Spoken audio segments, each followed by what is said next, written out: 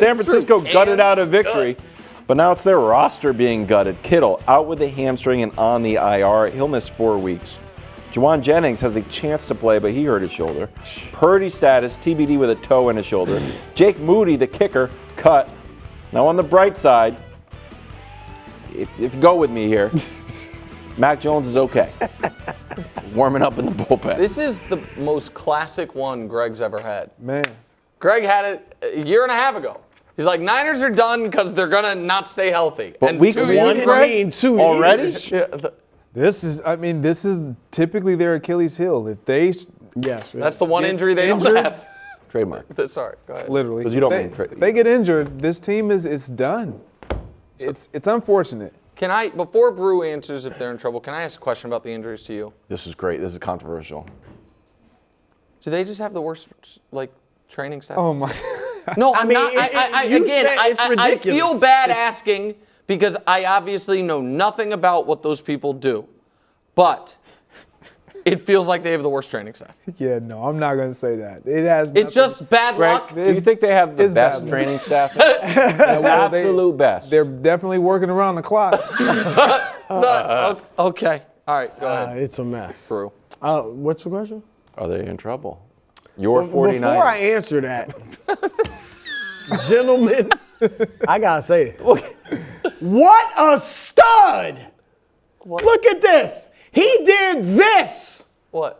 With a bad shoulder and a bum toe. Look at it. There is no sign of injury whatsoever, and he just wins them the game. I mean, on a bad shoulder and a bad toe, but yet he's scrambling like a running back. The bad shoulder is not his throwing shoulder. It's still a bad shoulder, and the toe is damaging. Greg definitely knows that. No, I don't. You know how bad a toe injury can be. Yeah, now if it's going to keep you out there running routes as a receiver. That is impressive. So that's number one. Okay, good. We get that out. It depends on how long Purdy's out. I think he showed last week that he's their most important. McCaffrey wasn't great last week. I don't know if he's going to be great this year. They need Purdy to have a shot at making the playoffs. I mean, no offense to Mac Jones. Buckle up. But look, they're fortunate they're playing New Orleans. Maybe they can get a win with Mac Jones against New Orleans. But Kittle's out for 4 games at least. Jauan Jennings is out. Pearsall look good, but Pearsall by himself, Christian McCaffrey's there. Yeah, but again, it's hard for. He didn't look great last week, and Purdy didn't look great last week. They won. I thought he looked very good though. He carried them if they had a kicking game, and his first drive was fantastic. He won them the game. I thought Purdy was fine. The 2 interceptions obviously you want back, but. McCaffrey's not going to carry him. And I don't trust his health anyway. If anybody I'm worried about health-wise is McCaffrey. I'm worried about Purdy. I'm worried. Purdy at this, here's the other part of it. So Mac Jones coming in and dealing would be one of the greatest things to ever happen to this show. It would officially put to bed all of our Niner arguments, and Wilds would be back from the dead. Be careful. So how would it though? Because Brou, I literally during the offseason got you on the record about how bad you think Mac Jones is because I thought this might arise. And if there is some chance that Mac Jones comes in and is awesome, the answer can't be, it turns out he's awesome now. It might just be Shanahan's system. You know what the answer would be? It was one game. He can have good sure. games. No. If he's going to lead him to the Super Bowl, then that's a different thing. No, he's no Jimmy Garoppolo. But here is, to me, the bigger story here, which is, and you guys have gotten mad at me about this in the past, but I think Greg is with me on it. When people say, Nick, you still hold Purdy's draft position against him, one of the reasons, and I think you might agree with this, Brou, that he was drafted where he was because of physical measurables. You know what I mean? Not the biggest guy, not the strongest guy, strongest arm, and he obviously has wildly outperformed that better than any 7th-round pick at his position ever, hands down. But we're now on a handful of real injuries this guy has suffered. This one, to your point, these two, we don't even know when or how they happened. You know what I mean? There wasn't like some catastrophic moment or whatever it was. And that is for a team that just paid him near the top of the market, not quite top of market, but in line with the best quarterbacks in the league. This is really concerning. So yes, they're in trouble right now because the other thing is this, oh my God, even if they're not good, at least they have such a soft schedule. After the Saints, it's Jags, Rams, Bucks, Falcons, Texans. And 1 week in, I would say 4 of those 5 teams are better than we thought, looked better. They have the Cardinals. Yeah, I'm sorry. Right, you're right. My bad. They got to get through that at least 2 and 2. Right, and then the Texans are the only team there that played worse than maybe we thought they would going into week 1. But it's just the schedule might not be quite as easy as we thought. So in the short term, it's really damaging. And long term, it's concerning that Purdy has suffered some type of injury that's made him miss time in now 3 years. Like that's, you know what I mean? Like that's not nothing to me, KW. Do you want to talk about Mac Jones? I mean, I think Mac Jones does not really drive the ratings. He never did, but that never stopped you before. Nationally. That being said, I hope Purdy can heal up and get back in the starting lineup. But if Mac Jones starts winning games, well, I hope he can go in there. Is Purdy out? We don't know. He's uncertain. Exactly. He's uncertain. He might just play.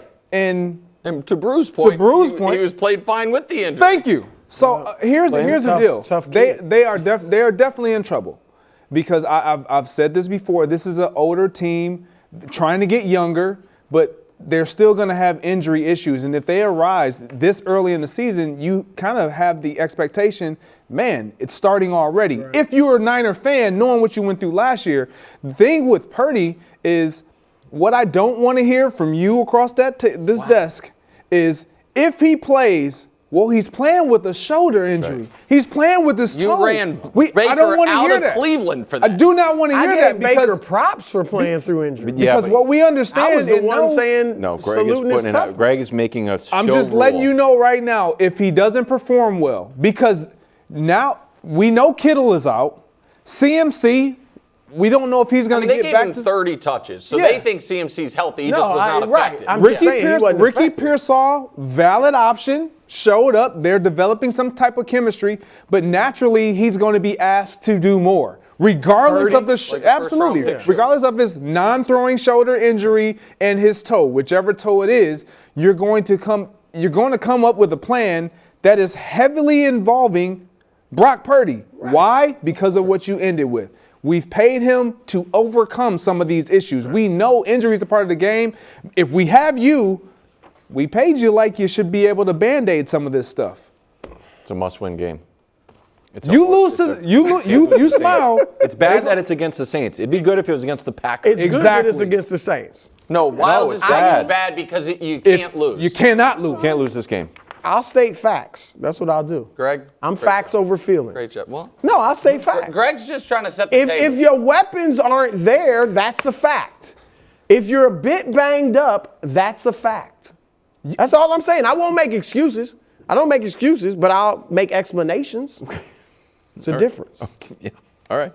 See, I was an English major. We know, bro. And an actor. Ravens still dealing with the fallout of their collapse in Buffalo. Harbaugh addressed the stat that was haunting him and the team after the game. Now, the stat is that Harbaugh has blown 17 double-digit second-half leads, the most since at least 1991 when this stuff started getting tracked. But the coach says, hey, hear me out. You got to be ahead to blow a lead. That's worth something. Okay, so he has a point. The Ravens have had the most 10-point leads in 101 regular season games since 2019. They did blow 5 of them, which is the second most, but they've had the most. So makes sense. Here's why I don't think he has as strong of a point as he thinks. Okay. Because I think there's a better stat than that. And this is courtesy of Mike Sando. So what Mike Sando did was from 2022 to now, there's 7 teams that have been up. So this is his info, but I will translate it because it's hard to see. I understand. 7 teams who've been up by more than a score in the fourth quarter at least 20 times. It's the best teams over the course of those 3 years. And so the Ravens have done it 31 times.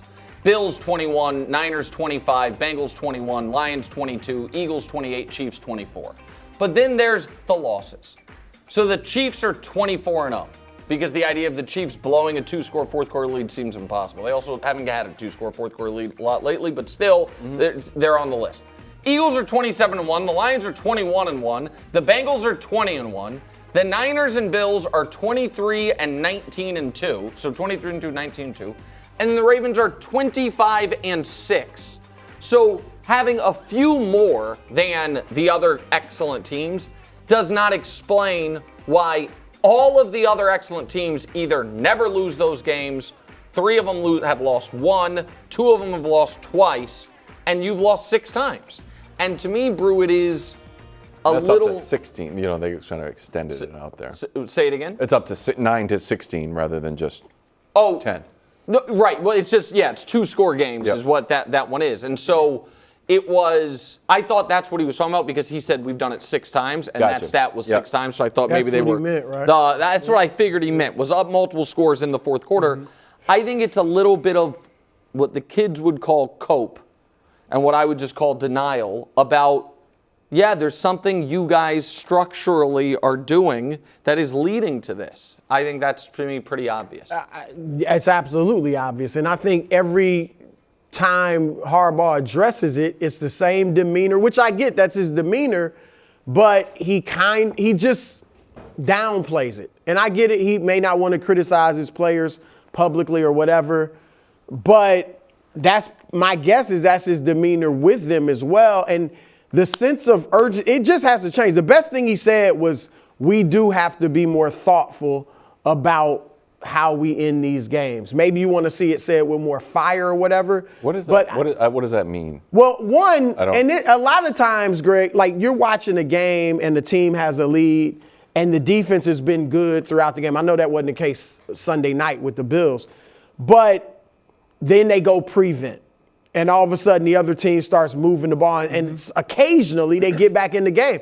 And I'm always thinking, you were shutting them down with your typical defense. Why not stay there? Yeah, just stay. And the flip side of that offensively, where you and just try to suck the air out of the ball. Exactly. Like with Derrick Henry and Lamar Jackson and a good pass game now, whether it's your tight ends or your receivers, you should never fall apart offensively late in the game. It's one thing if the team has been shutting you down most of the game.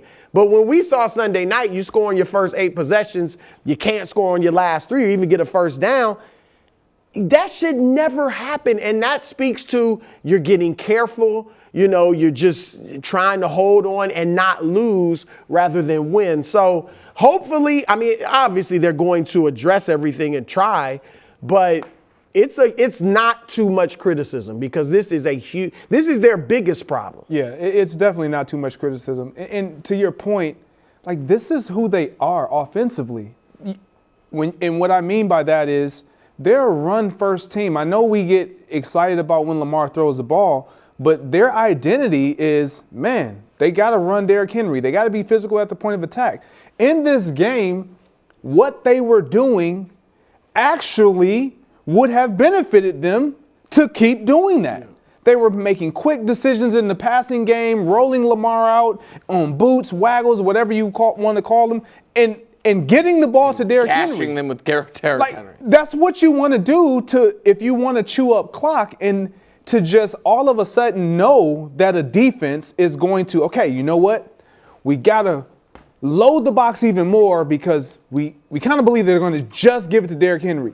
And to just do that when you have, regardless of what Lamar said of, cramping and all, you got arguably one of the best weapons on your side under center at all times in any matchup.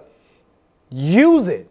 I don't care if it's to show. The last thing I'll say is before Lamar became the MVP level, consistent version of Lamar, the knock on this team was, they can't play from behind because they couldn't throw the ball, especially in the postseason. And so you've been on both sides of this where, we've been terrible when we've been behind. We've been terrible when we've been in the lead. To your point of you kind of are who you are. You just don't know how to finish. Yeah. Thanks for watching. Subscribe here to get more from the show and to check out clips from other shows on FS1.